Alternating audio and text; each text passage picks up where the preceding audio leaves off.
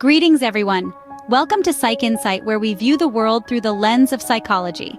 We delve into an intriguing principle from Robert Greene's 48 Laws of Power, Law number 22. This law is titled, Use the Surrender Tactic, Transform Weakness into Power. It proposes a counterintuitive strategy that in situations where you find yourself weaker or at a disadvantage, the most advantageous move might be to surrender or yield. This act of surrender, far from an admission of defeat, can disarm your adversary and buy you precious time to recuperate, regroup, and strategize your next move. Now, you might be wondering, how does surrendering translate to gaining power? This is where the fascinating realm of psychology steps in. Number 22 is deeply intertwined with the dynamics of power and control. Surrendering in this context is a powerful tool to manipulate perceptions. It can make your opponent feel in control, while you, the one who surrenders, quietly seize the opportunity to gain the upper hand.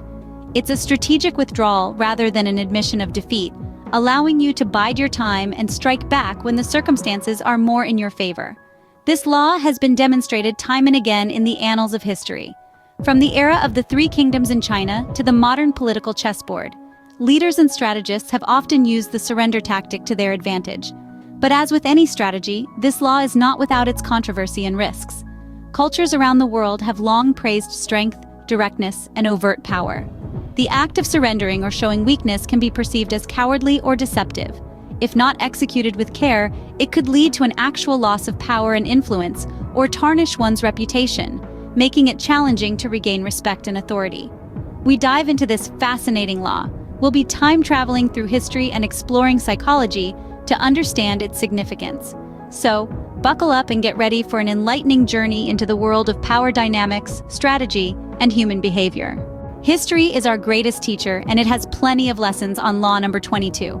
Let's venture into the past, to the era of the Three Kingdoms period in China, a time of strife and political maneuvering, where our first illustration of the surrender tactic unfolds.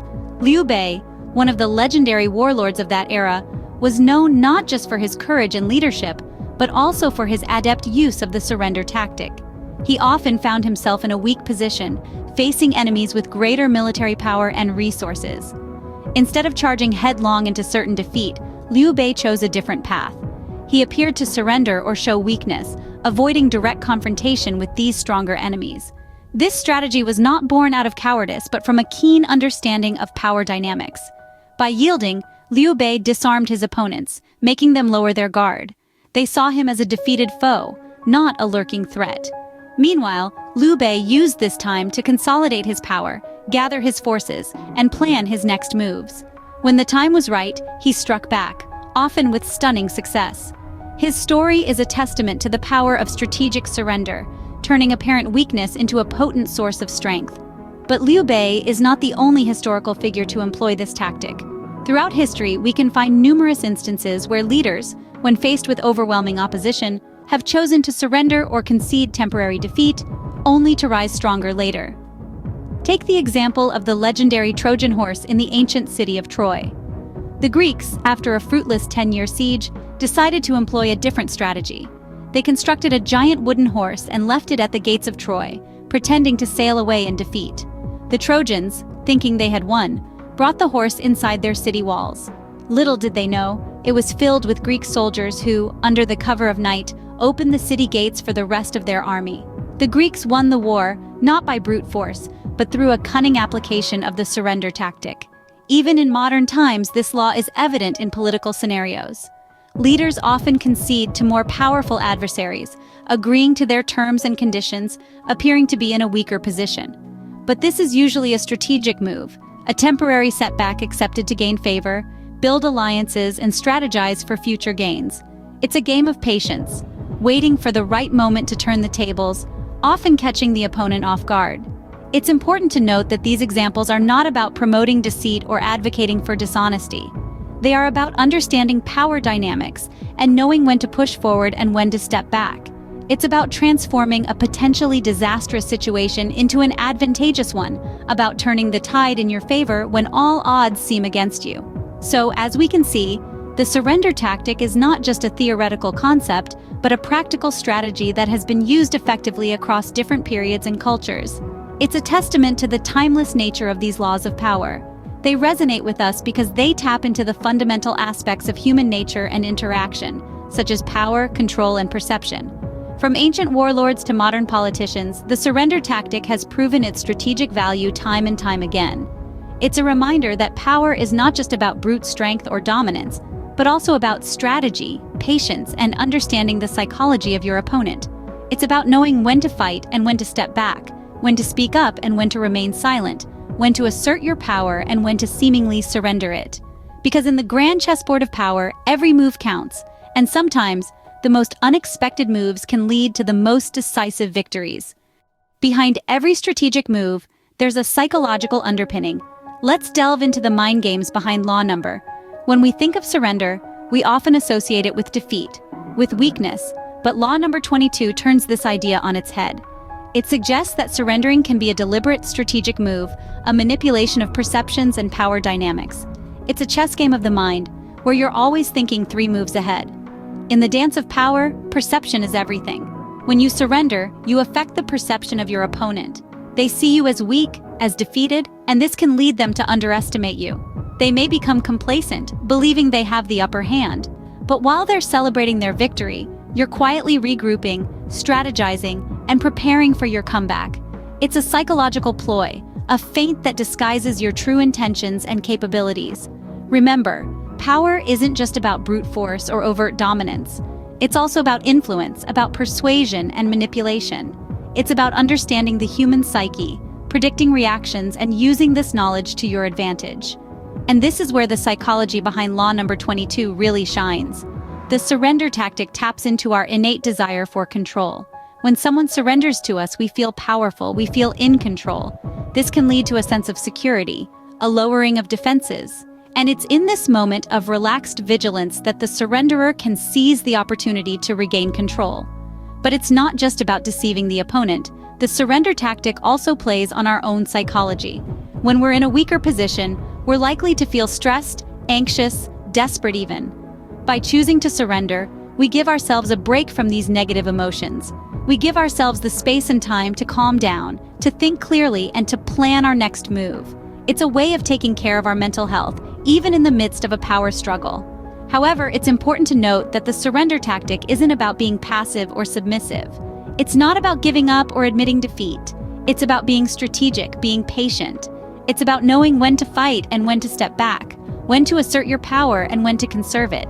It's about playing the long game and playing it smart. Surrendering isn't just about giving up. It's about playing the long game and playing it smart. It's a psychological tactic that can transform perceived weakness into actual power.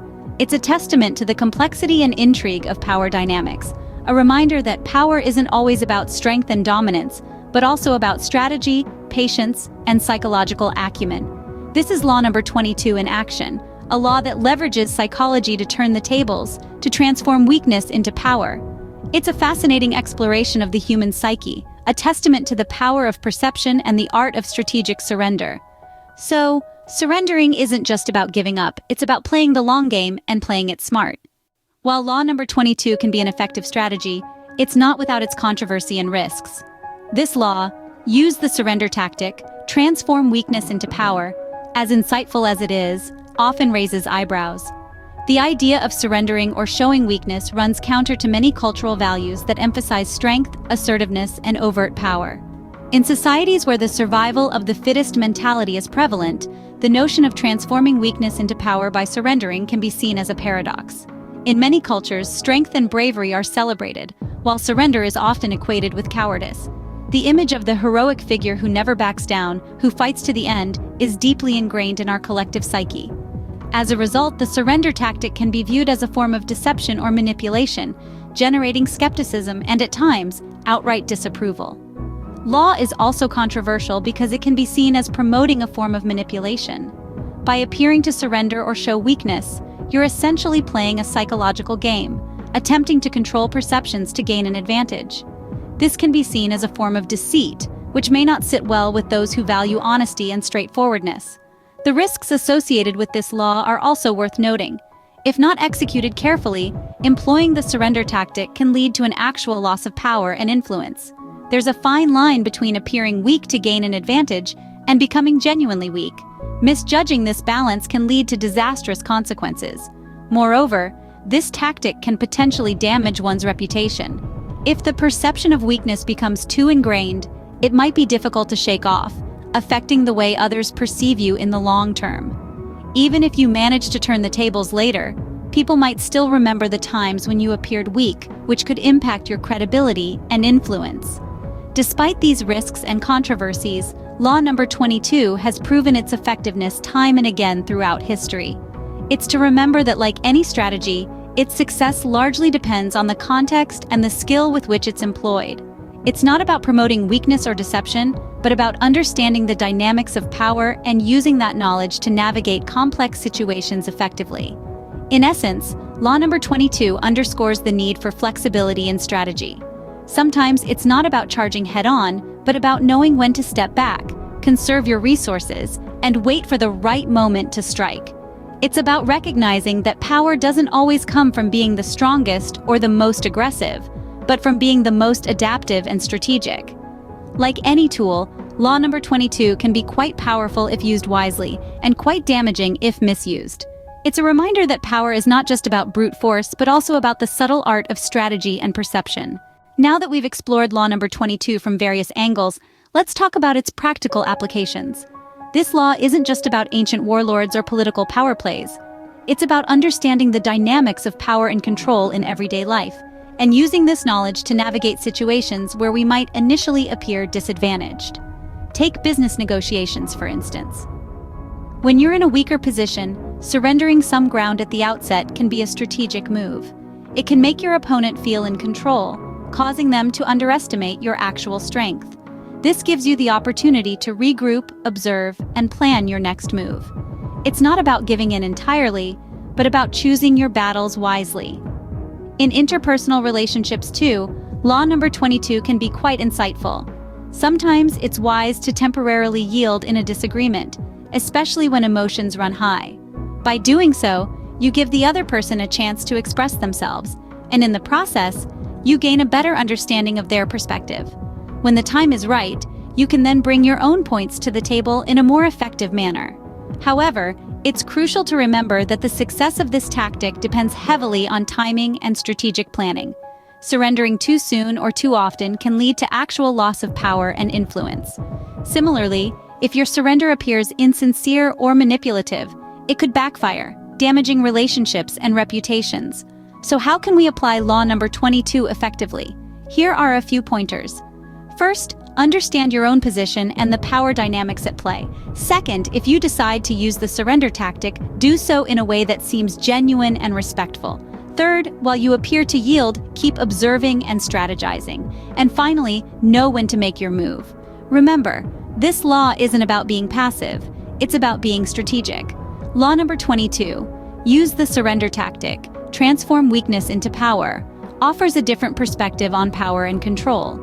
It teaches us that power isn't just about being the strongest or the loudest. It's also about understanding the dynamics at play, knowing when to yield, and using these moments to strategize and plan for future success.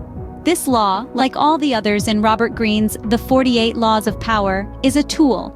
Its effectiveness depends on how and when it's used. And while it's controversial and carries risks, it also carries potential rewards for those who understand it and apply it wisely. Law number 22 teaches us that sometimes to win the war, we need to lose a battle. Thank you for tuning into Psych Insight. If you enjoyed our psychological exploration of law number 22, don't forget to like, share, and subscribe. And do share your experiences with this law in the comments below. Until next time, keep viewing the world through the lens of psychology.